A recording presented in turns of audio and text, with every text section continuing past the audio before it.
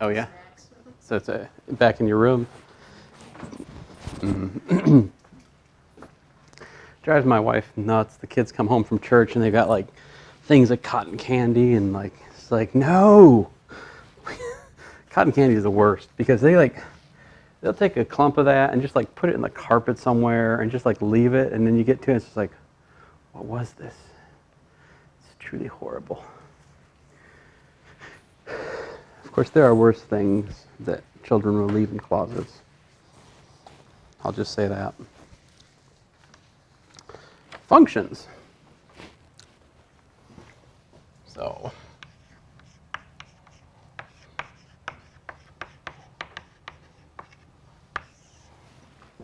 all right, so let us review terminology for functions. Let A and B be subsets of the reals. I never actually defined subset in here, did I? But what that means is just it's a set which is contained in the other set, right? Like a subset. Anyway, we say F colon A to B, this is the notation, all right, is a function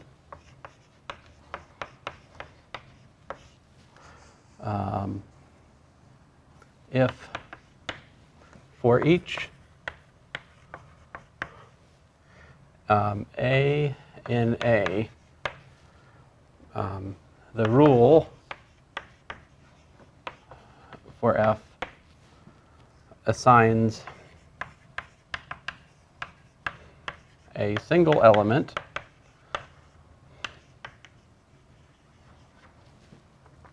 F of A in B. And what that means is, like, if F of A is equal to B1 and F of A is equal to B2, what do we get to say about B1 and B2? They're equal, right? All right, so whatever, if there's a rule for the function, it has to be single valued, right? A little bit more terminology. The domain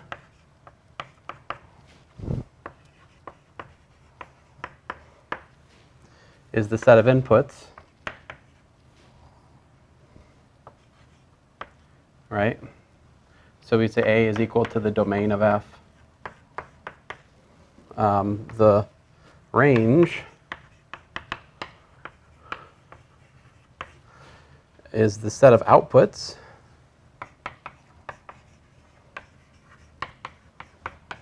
now be careful, that's not B. Range of F is equal to F of X such that X is an A. So we do have a name for B. B is what's called the codomain, all right?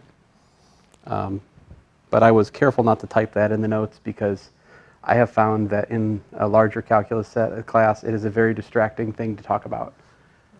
Now, but you're smart, so I'm telling you. So, but the B is called the codomain. It doesn't have to be the same as the range, okay? Graph. What's the graph of a function? The graph of F is the set of points x comma y such that what? X is in the domain, right? And how is y and x related? Y is equal to f of x, right? So what's the graphical impact of the assumption that the rule is single valued? Well, if you think about what that means, it means that the graph has to pass the vertical line test, right? Because if the graph didn't pass the vertical line test, for a single input x, we would be getting two different outputs y, all right? So the graph of a function has to pass the vertical line test. In particular, the vertical line test says that the intersection of the graph of f and x equals to a has at most 1 point. Example. Nice. 1.4.2. Whew, I feel that. That's nice. F1 of x equals to the square root of 3 minus x, right? And I have F2 of x is equal to 1 over x squared minus 4. All right, and I have F3 is equal to 7. I said find the natural domains for F1, F2, and F3.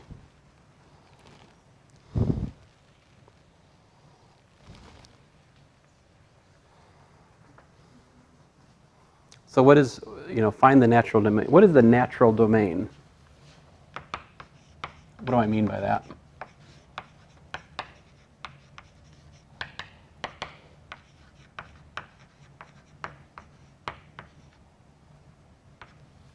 So notice in this example, I have not stated A or B, right?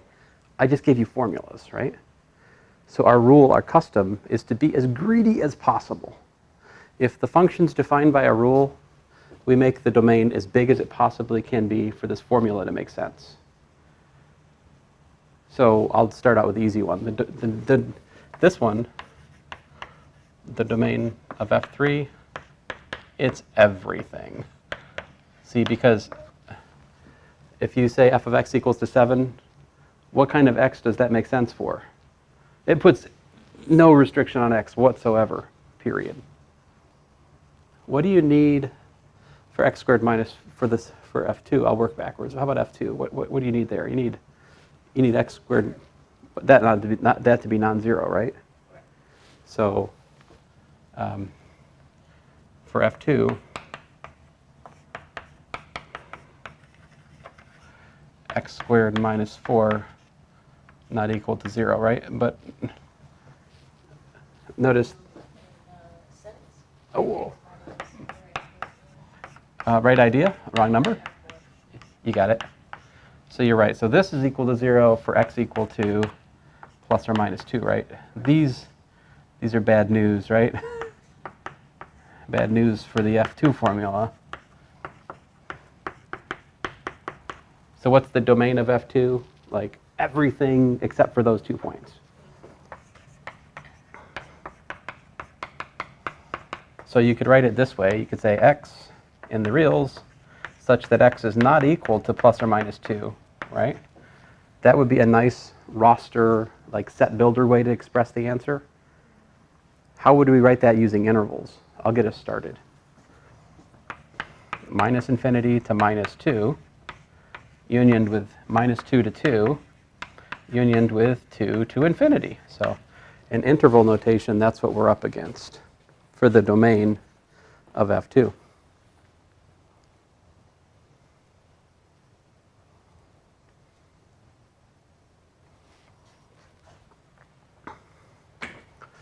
So I've done 3, I've done 2, how about 1?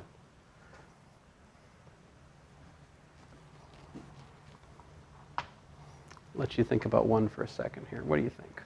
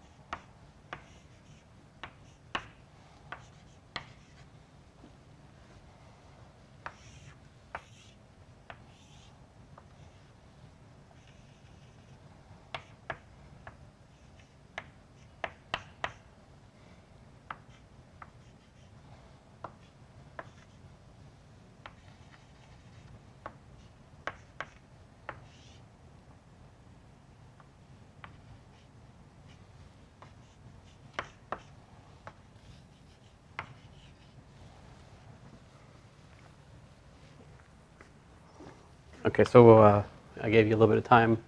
What do you think about F1? What's the natural domain there?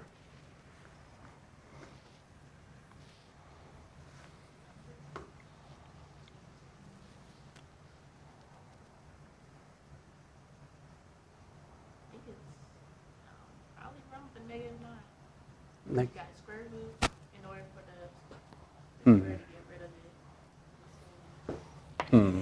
So it'd be 3, -3. Well, would you agree with this? We need 3 minus x to be greater than or equal to 0. That's the condition we need for that formula to be real, right? For the square root to be a real answer, we need to input it to something that's either 0 or positive. So if you add x to this, what do you get? Add x to both sides, we get 3 is greater than, right? Which for some reason I have an easier time thinking about if I like write it this way. I don't know. Why does that matter? I don't know, but so what's the domain of F1 in interval notation? But it's okay if you're not, like you're a little bit rusty on this stuff. That's fine. That's why I'm going over these, I try to have an example of each. I mean, each one of my examples here, they're really quite different in their flavor, right? The square root, you need the non-negativity of the input. For the division, we have to avoid by division by 0. And then we also have to be aware of the fact that some just come with no strings attached at all, so it's just the whole real line, Now, you've also studied logarithms, remember? In pre-calculus, you talk about logarithms. So like those, we got to watch out for those. Those need, also need positive inputs, right? But pretty much that's what you're looking for in the natural domain is like division by 0, taking even roots of non-negative things, and looking for like logarithms having positive inputs. That pretty much covers how we figure out natural domains. Now here's a more graphical, this is my next one. I said consider the 2 graphs given in lecture, which is the graph of a function. For the function graph, find the domain and range. So is the right one a function? Is the left one a function? Graph of a function.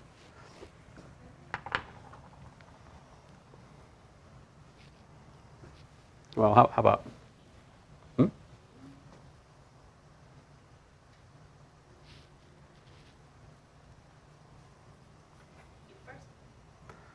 The first one is a troublemaker, right? Because if we put this vertical line here, oh, well, that's okay, right? It just goes through one point, right?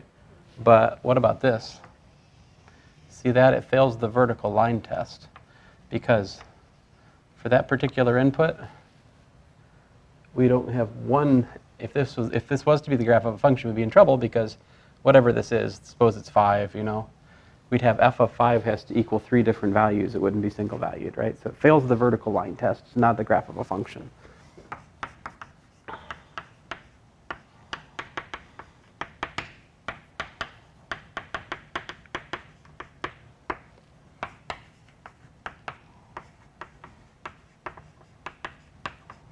How about the other one, though? The other one, I think, is fine.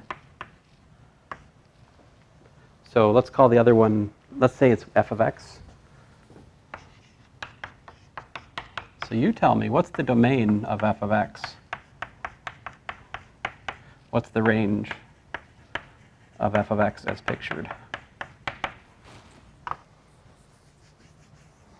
So remember, the domain is the set of inputs, which are the x values that are actually reached by the graph, right? And the range are the set of outputs, which are actually attained by the graph, and that's where it goes in the y,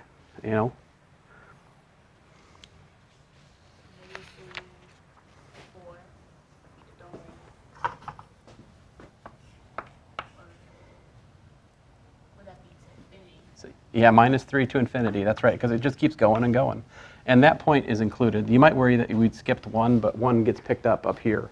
So like there's an output for -3 and on out. So yeah, the domain is -3 to infinity. The range, what's that? -1 to, now hold on a second. It doesn't ever hit. Look, there's no, it doesn't reach between 2 and 4 though.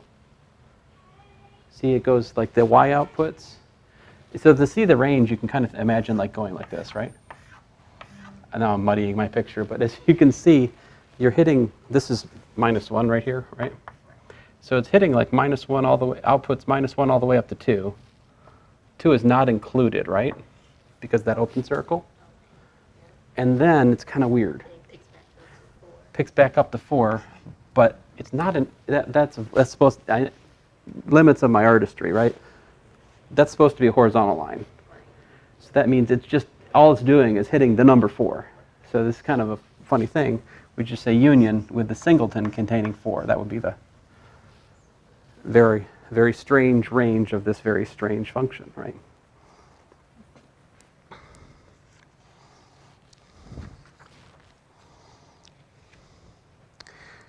So we have made it all the way to page 22. All right.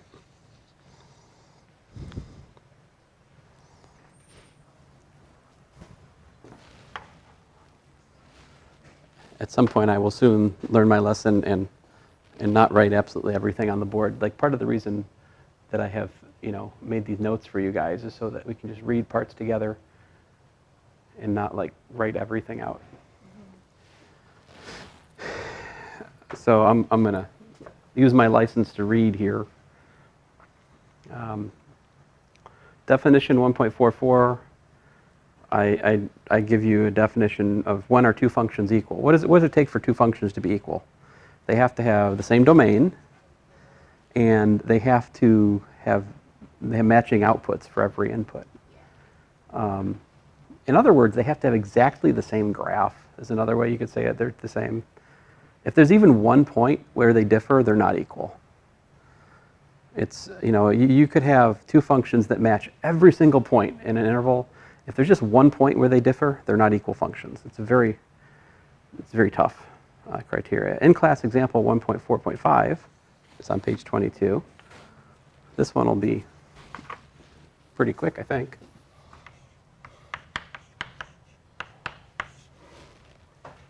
I have f of x equals to x, and g of x equal to x squared over x. I say, explain why f is not equal to g.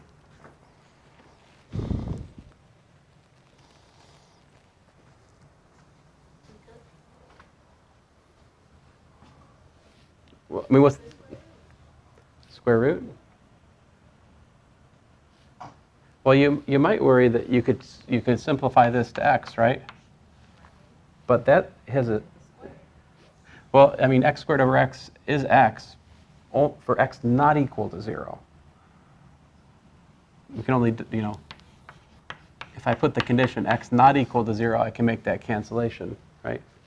So the domain of f is the whole real line, but the domain of g is the real line with 0 thrown out. They don't have the same domain, they can't be equal functions. So in short, the answer to in-class example 1.4.5 is that f of 0 is defined, but g of 0 is undefined. And this is kind of the larger lesson that we have to be wary of, is that when we simplify expressions, sometimes simplification comes with strings attached, right? So like I can only cancel that x if x is non-zero. What else can you do with functions? You can add them, you can subtract them, you can multiply them, you can divide them. But what students always have trouble with is composing them. So let's talk about composing functions, right? Composition of functions.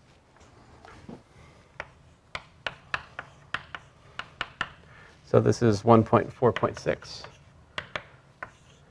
I want us to work through, we have f of x equal to 3x plus 2, and we have g of x equal to 7 minus 4x. Let us calculate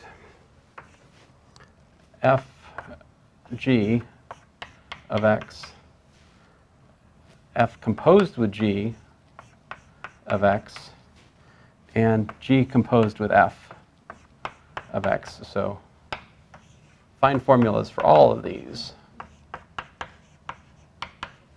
Oh, by the way, formulas.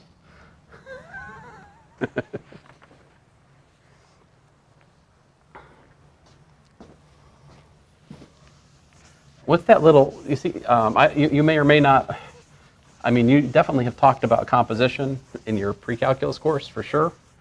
I know Professor Giles would definitely have done that. What is fg of f? You know this one? I'll do this one. This one's really easy. Fg of x, by definition, is f of x times g of x. So this is very easy. You just multiply the formulas. And I don't, in this kind of question, I'm not asking you to actually like multiply them out. You could just leave it like this. It's fine. All right? The point is that's the formula. You could simplify it, but that's it. Right?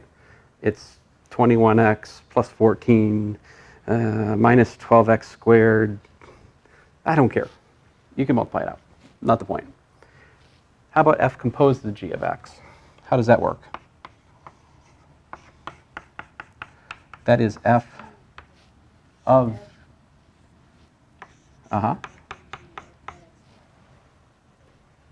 Now, here's a trick I sometimes teach my pre-calculus students. Like just put g instead of x into the formula for f.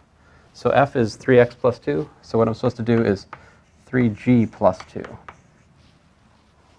Because it's f of g. So I put, and then what is g? Well, g is equal to 7 minus 4x. So we go,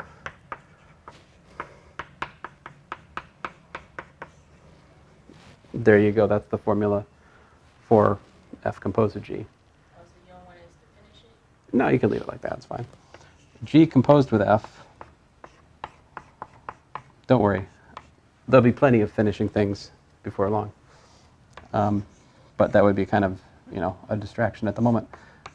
G composed with f of x. Well, I can do the same trick again, right? Like put the letter f into the formula for g. So I've got 7 minus 4f.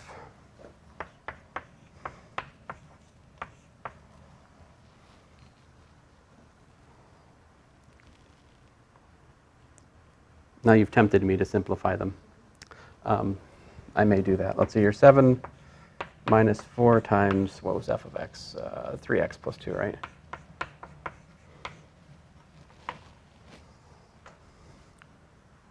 I'm kind of curious. Are these equal? I don't know. So I got 21 plus 2 is 23 minus 12x, right? And this one gives me 7 minus 8, so it's minus 1 minus 12x. So they're not equal. So composition of functions is not commutative, like f composed with g is not g composed with f. They're generally different. But did you notice something that's common to both of those? The slope. See that? The slope of the composite? Whether you do f composed with g or g composed with f, they both have slope minus 12. That's not an accident. When you compose linear functions, the slope of the composite is the product of the slopes. That's a general thing that's true. It's actually the reason that we find a chain rule in calculus. Looking ahead a bit. So next up, I define what's called the image and the inverse image of a set. So definition, f of s is equal to f of x such that x is an element of s. So what this is this is the image of s under f.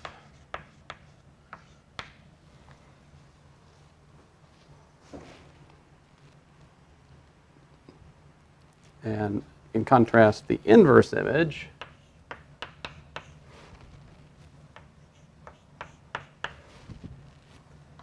is x in the domain such that f of x is in T. Now, so the image, inverse image,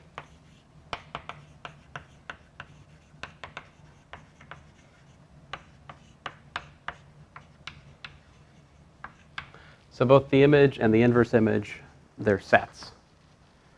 All right.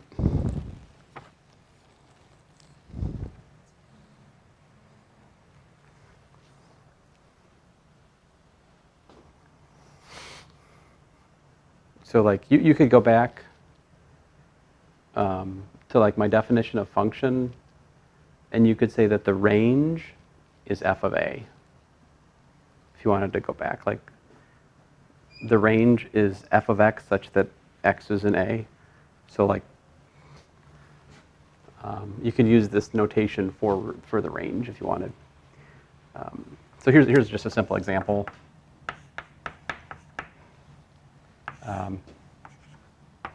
I'll keep it really quite simple here. So let's see here, like this. All right. So let me see here. Let's suppose that this is 1, 2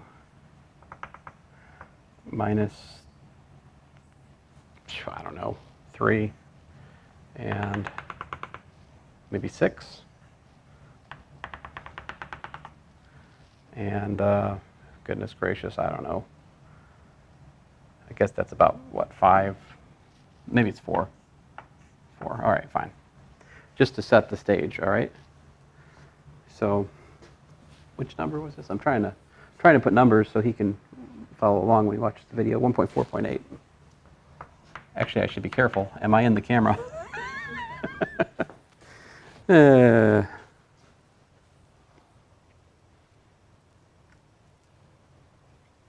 Fortunately, I was.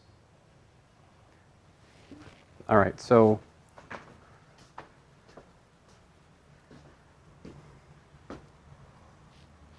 you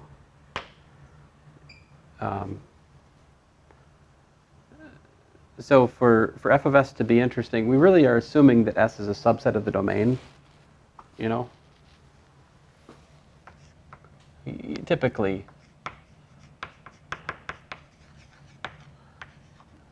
because otherwise it would just be the empty set, which I'm trying not to talk about in here. All right, so suppose we're going to look at like, let's say this one. Let's see here, that's S. S is equal to 1 not included to 6 included, right? What would f of s be in this case?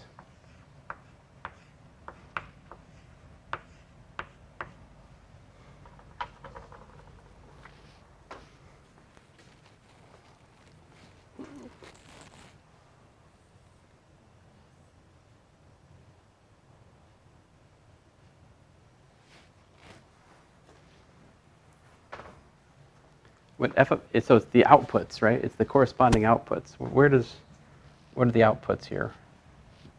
The y values that correspond to those x inputs. So from 2 to 4, right? So from 2 to, from 2 to, like this, right? So f of s is 2 not included to 4 included. All right?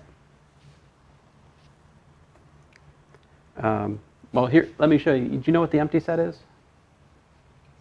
The empty set is the set which has no elements, right? So here's a silly example of the empty set. If I asked, what's the inverse image of, say, 5 to 6? That is asking the question, which elements in the domain output to 5 to 6?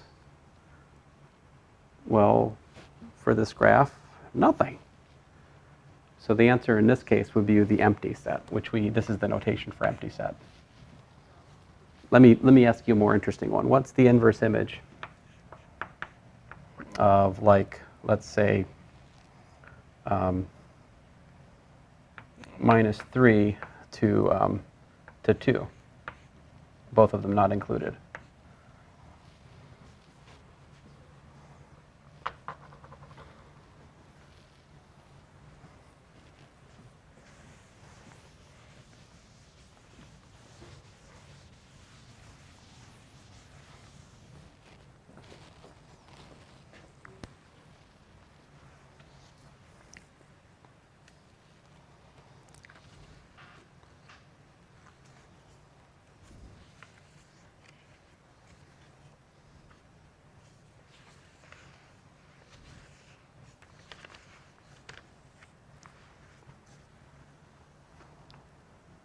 So let's see here. We're asking, so we're looking at outputs. Well, excuse me. Oh, I'm an idiot. Well, I guess the thing is, so I was thinking that -3, but I'm thinking wrong. I should be thinking y. Well, the point is, what I'm trying to say is, this would be the same as this. See, because -3 is down here, you know? And from -3 all the way up to 0, there are no outputs. So, like, there's nothing, that contributes nothing. So the inverse image of 0 to 2, which would be like these kind of outputs, right? Where can you get outputs from here to here? Well, the graph from here all the way over to there, right? There's your outputs from 0 to 2. So the inverse image of 0 to 2 in our graph here would be -3 to 1. So on the inverse image, we look at the y-intercept. Mm-hmm. Yeah. So, so there you go. That was example 1.4.8. Now, example 1.4.9,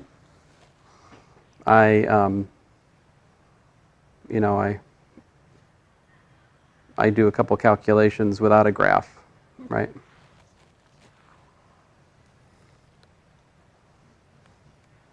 So I show that, f of 0 to 2 is 2 to 8, and f inverse of 0 to 2 is -2/3 to 0. So, of course, you could also draw the graph of y equals 3x plus 2 and use the graphical method we just did. It's just I'm like taking a direct approach in this example.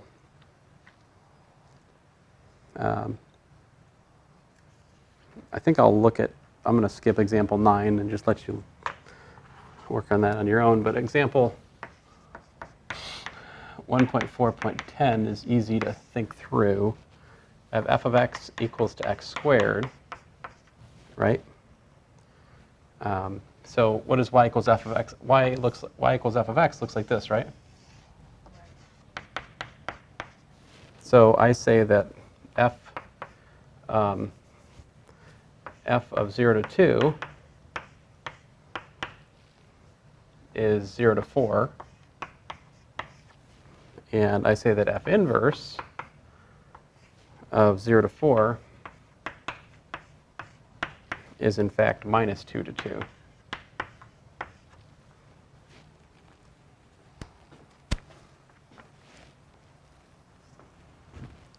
So I'll walk through that. So like, here's 0, right? Over to 2. If you feed that to f, what happens? You output this part of the graph, right? It goes all the way over here to 2, 4 at the highest point, right? So the outputs range from 0 up to 4, 0 to 4. Now, the inverse image asks which points in the domain map to outputs of 0 to 4, right? Well, certainly 0 to 2 work, but you got to be careful, right? Because also all these guys back over here, right, equally well map to 0 to 4, right? So that's why we have to go minus 2 to 2, see, because to get y outputs from 0 to 4, we could either have x positive or negative and get those kind of outputs. Now we can, I'm using kind of a graphical intuitive method, but you can work this out in terms of explicit inequalities, right? Like f inverse of 0 to 4 is equal to what? It's equal to x in the domain such that what?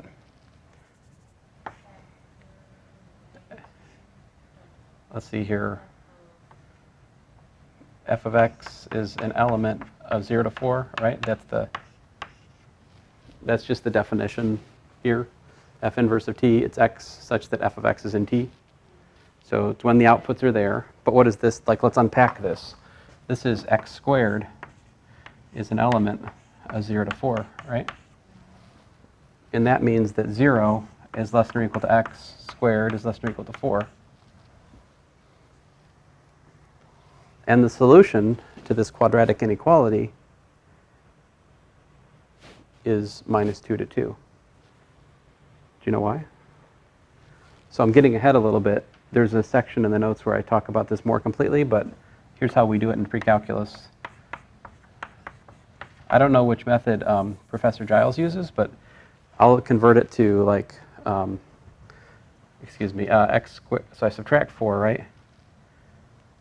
Curses. The lower inequality is kind of like automatic, you know? So I can just focus on x squared being less than or equal to 4. And that gives me x squared less than or equal to, x squared minus 4, which is x minus 2 times x plus 2 less than or equal to 0. And then I like to draw the sign chart. Put my minus 2, put my 2, and here's my x squared minus 4. And then I just check some points, right? If I plug in 0, I get minus 4, which is negative. And if I'm out here, I get pluses. So the solution set to that quadratic inequality is just minus 2 to 2, which is what I wrote up here. And I had originally argued just from like graphical thinking.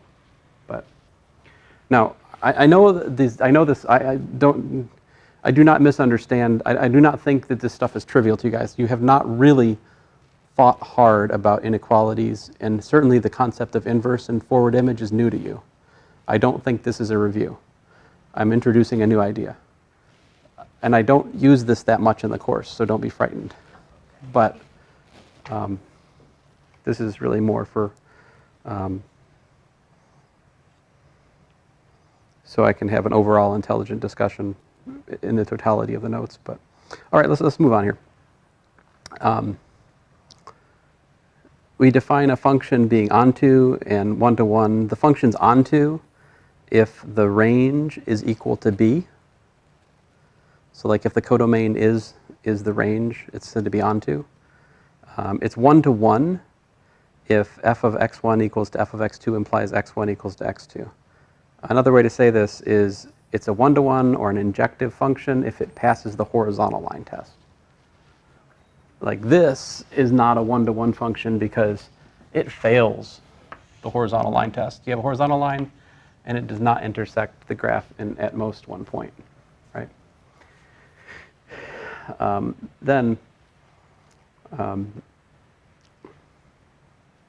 Let's see here. That brings us to the question of inverse function, all right? So if you have a function which is both one-to-one and onto, then you can define the inverse function, right? And you studied inverse functions in pre-calculus, right? Let's revisit that a little bit.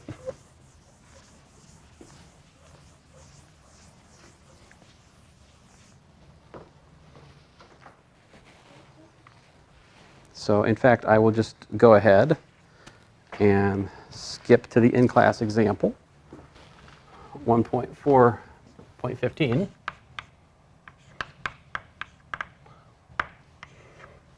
We have f of x equal to 3x plus 1 over 2x minus 7, all right?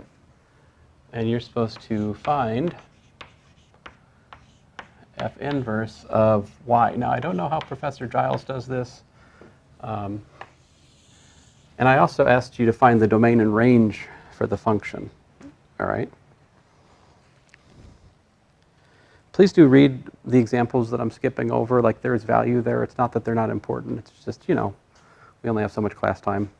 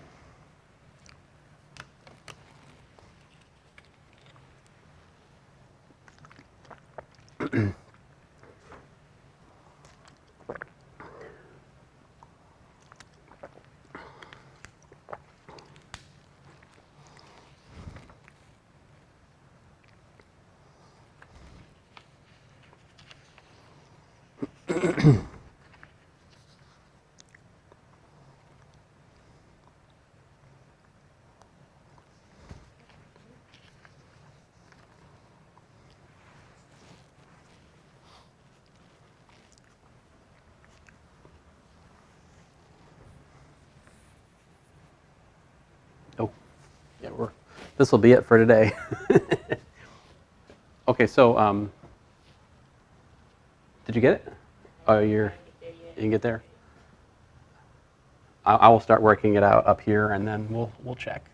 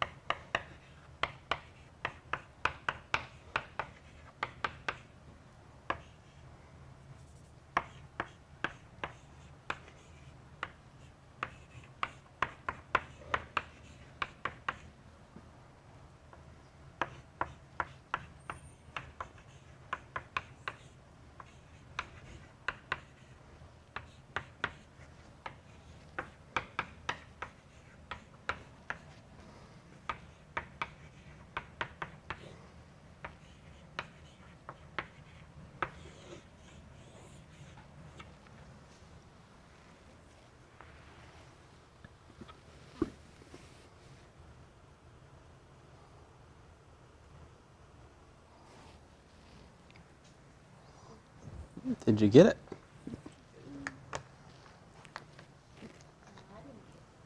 So let me remind you. So you write down the y equals the formula, right? And then you solve for x. Now you may have been taught to write down the formula, flip x and y, and then solve for y. So that's the same. I want the formula in terms of y. So I never flip. I just solve for x. Okay. And when we do that, after a few steps, we get this. Now, I asked for find the domain and the range of the function. There's a trick here. So what's the domain of the function? X such that what? Such that 2x minus 7 is not equal to 0, right? So we got to avoid x equals to 7 halves, right? So that's basically our take out 7 halves, right? Check this out. The range of the function is equal to the domain of the inverse function. Now, the range of the function I'd actually have to think about. I'd have to draw a graph. I'd have to think about it. But if I have the formula for the inverse, what's the domain for the inverse function? See, it's going to be y such that 2y minus 3 is not equal to 0, right? And that's like taking candy from a baby. That's a really bad phrase. I don't know who started that phrase, but it doesn't make sense. Because if you ever actually try to take candy from a baby, it doesn't go well, does it? See here, so minus, I think 3/2, right?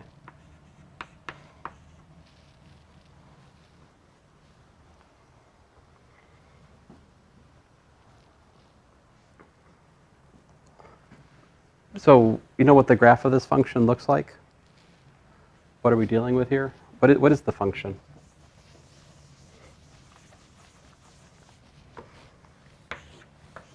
It has a horizontal asymptote at like 3/2. It's got a vertical asymptote at 7/2. And it's, let's see here, f of 0 is negative, so it's down here at 0. So it does something like this. Oops. I can't follow my own horizontal asymptote. What's wrong with me? Well, many things, but here we go. So there you go. Roughly speaking, that's the graph of y equals 3x plus 1 over 2x minus 7, which I have figured out in a kind of circuitous way. Now, the question didn't ask you to graph it. I'm just adding that bonus. So just to remind you, to find the formula for the inverse, we have to solve. Either flip x and y and solve for y, or just leave it alone and solve for x. But if you solve for x, you got the formula for f inverse of y, which is what I'll usually ask for. Because I like to think about y as being in the domain, y as being in the range of the original function, whereas x is in the domain. So it like the letters help me. Oh, I have to shut up. I don't want to go over time. I'm so sorry. Well, I hope next time. Hopefully next time we should wrap up functions.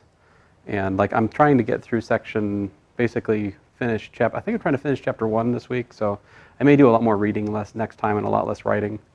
Because I do think we should try to wrap up chapter 1 this week, if at all possible.